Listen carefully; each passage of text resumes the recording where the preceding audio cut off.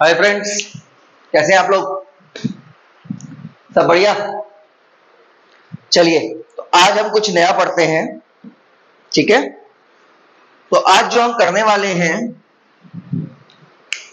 सबसे पहला तो मैं आपको एक डिफरेंस बताता हूं। छोटी क्लासेस में आपने पढ़ा होगा pressure is equal to force upon area. ठीक है, pressure is equal to force upon area.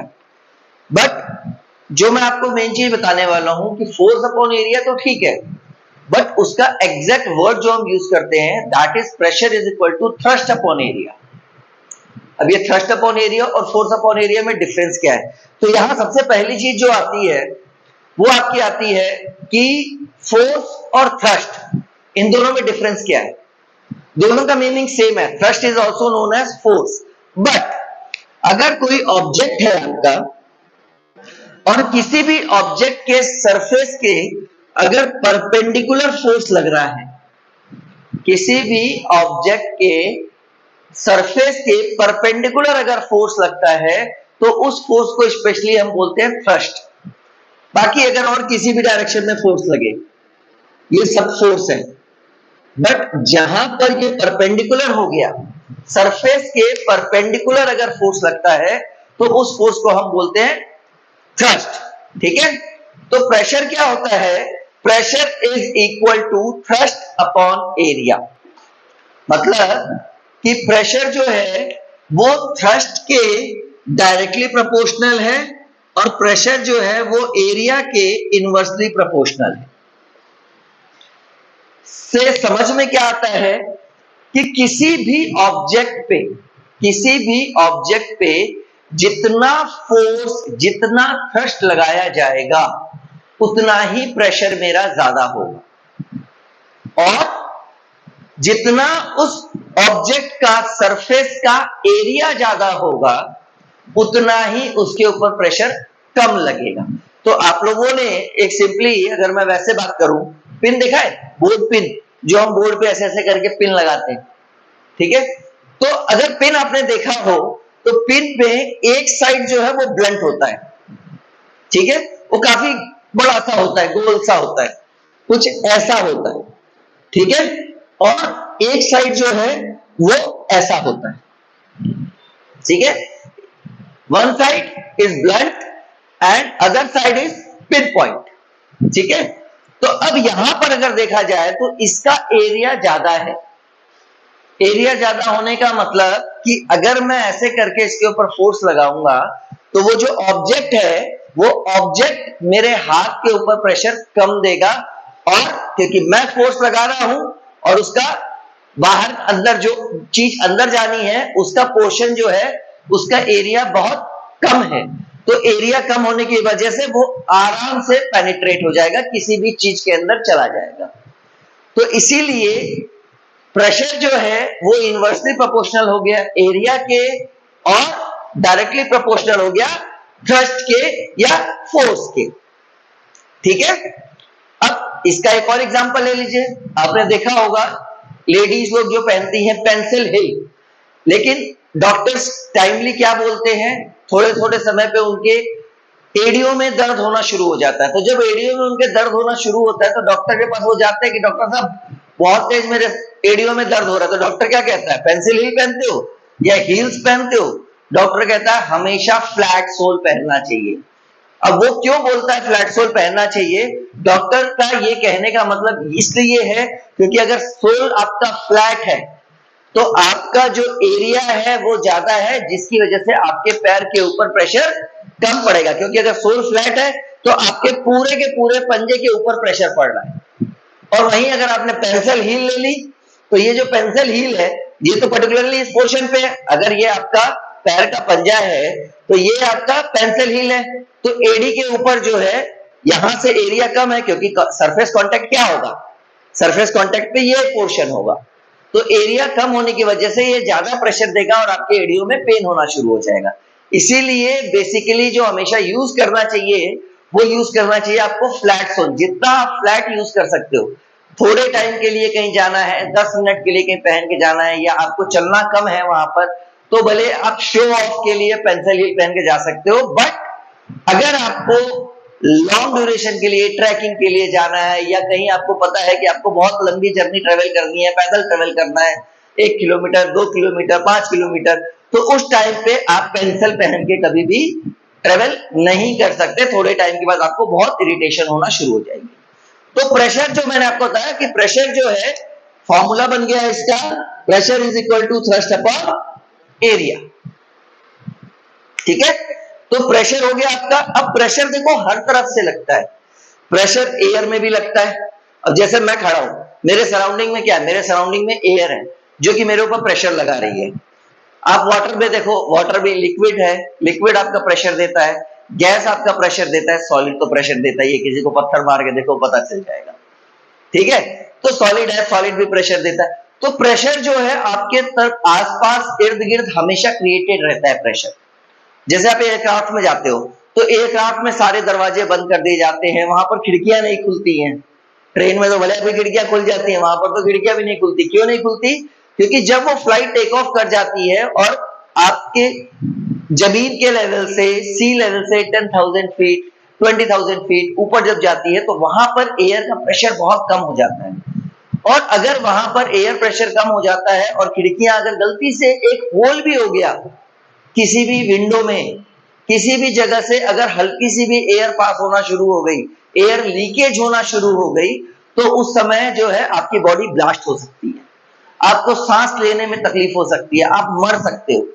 क्यों? क्योंकि वहां पर एयर का प्रेशर बहुत कम है। इसीलिए एयरक्राफ्ट जो है पूरा सील पैक होती है एंड उसके अंदर जो है प्रेशर मेंटेन रखा जाता है कि आपका प्रेशर ऐसा मेंटेन रखा जाएगा कि जैसे आपको फील नहीं होगा और आप जो है आराम से ट्रेवल कर सकते हो।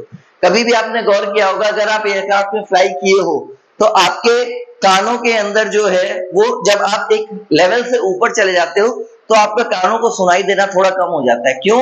एयर प्रेशर की वजह से। तो एयर प्रेशर वहां पर ऐसे काम करता है। हेलीकॉप्टर्स है, हेलीकॉप्टर्स क्यों नहीं इतना ऊपर उड़ते? क्योंकि हेलीकॉप्टर्स की विंडोज ओपन होती हैं।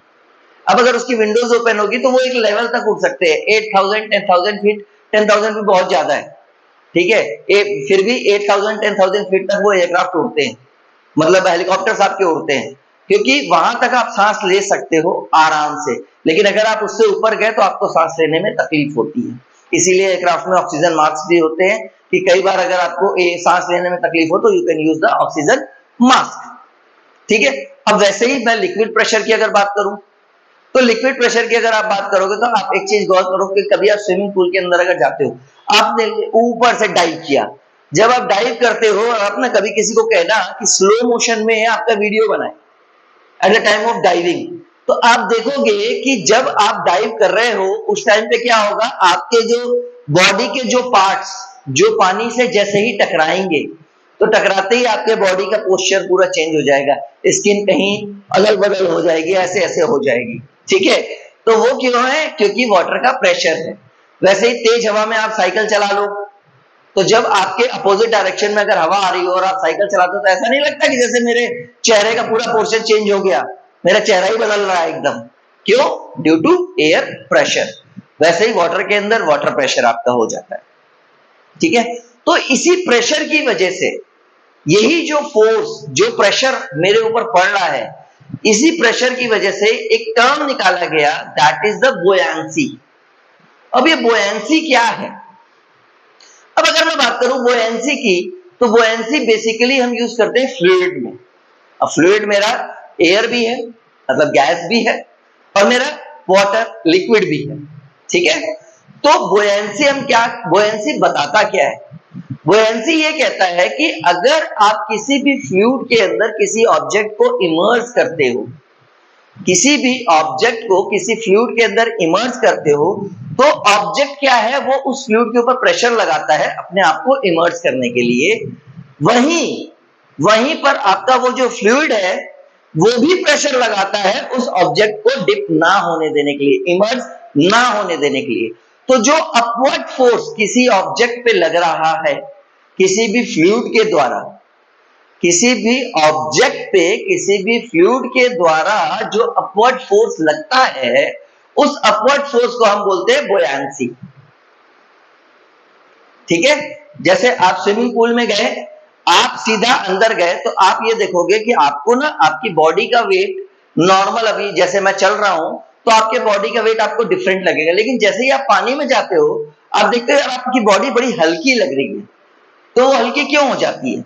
वो हल्की इसलिए हो जाती है क्योंकि जब आप पानी के अंदर हो तो पानी आपके ऊपर एक अपवर्ड फोर्स क्रिएट कर रहा है, अपवर्ड फोर्स उसका एक्ट कर रहा है। पानी अपना खुद एक फोर्स आपके ऊपर लगा रहा है, जिसकी वजह से आपकी बॉडी हल्की फील करती है।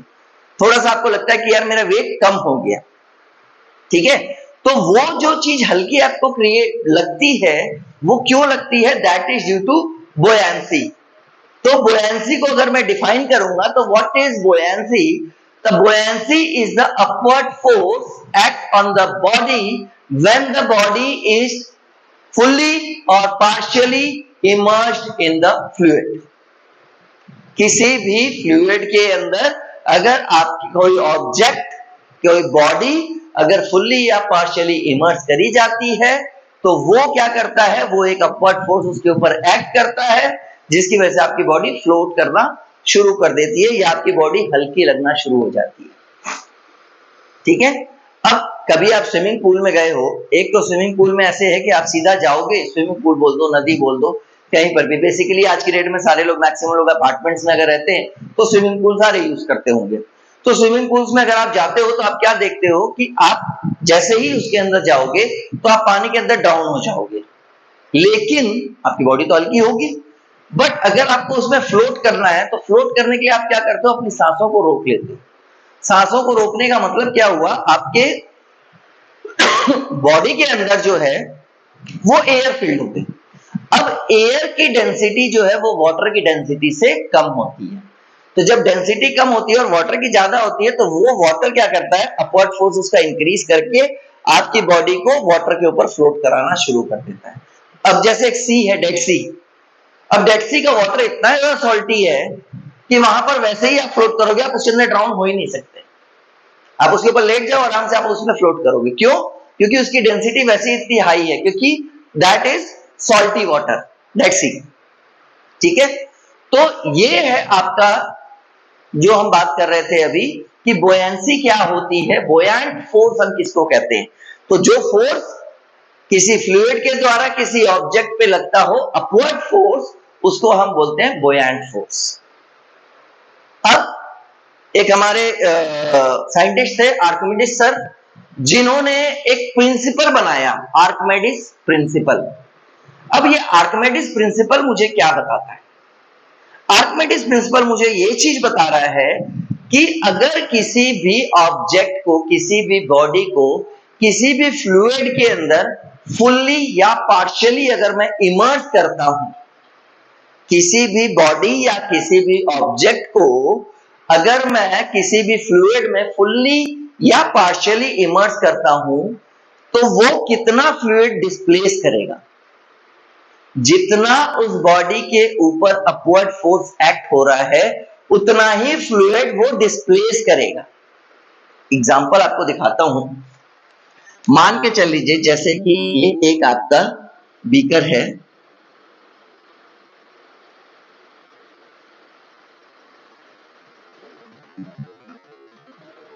यहां पर आपका फ्लूइड भरा हुआ है, मान के चल लीजिए आपका पानी भरा हुआ है, ठीक है।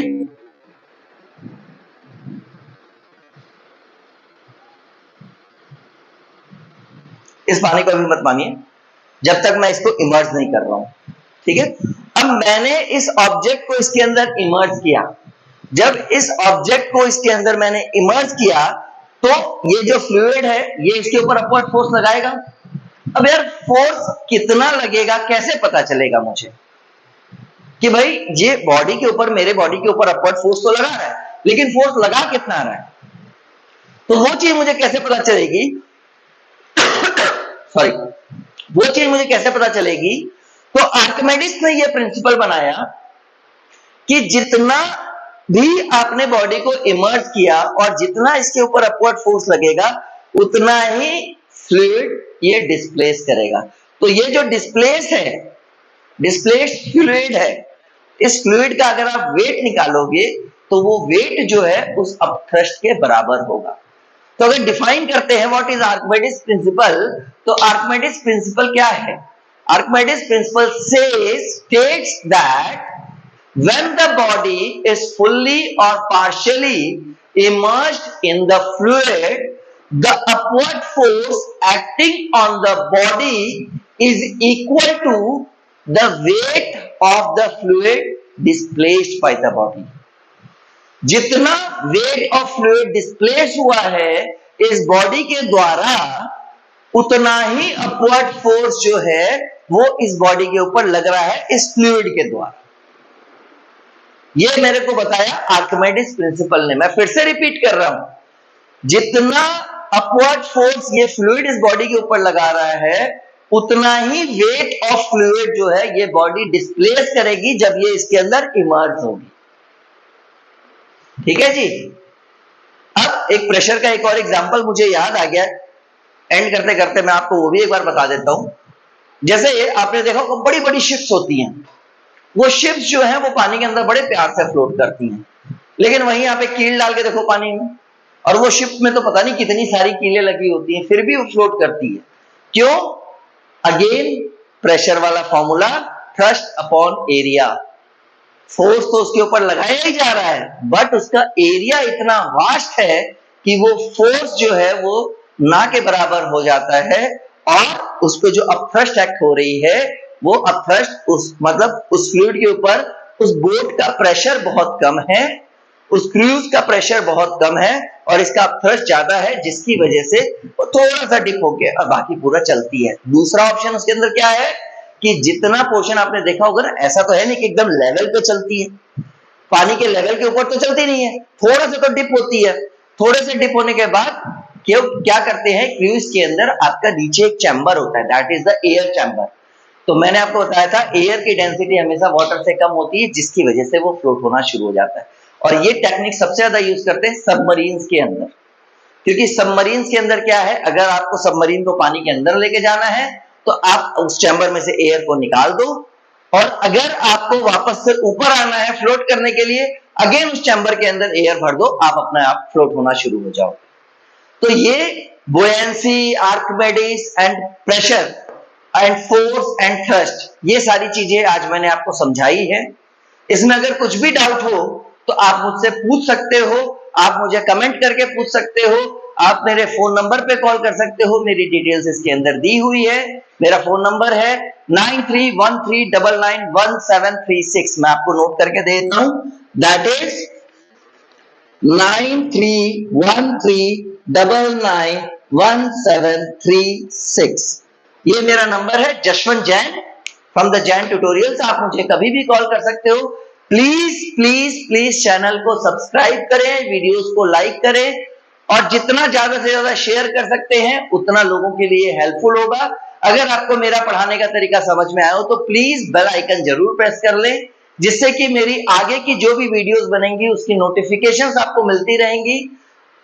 आगे मैं और वीडियोस आपको बताता रहूंगा और आपको चीजों के बारे में समझाता रहूंगा। अभी हम कुछ मैथ के भी प्रॉब्लम सॉल्व आउट करेंगे। बाकी अभी हमारा जो फिजिक्स चल रहा है, तो अभी हम फिजिक्स को कंटिन्यू कर रहे हैं। आगे केमिस्ट्री एंड मैथ्स के भी आपको वीडियोस टाइमली टू टाइमली मिलते जाएंगे। प्लीज अपना नोटिफिकेशन बेल ऑन करें, जिससे कि आपको पता चलता रहेगा मेरी नई वीडियो आने के लिए। Thank you very much.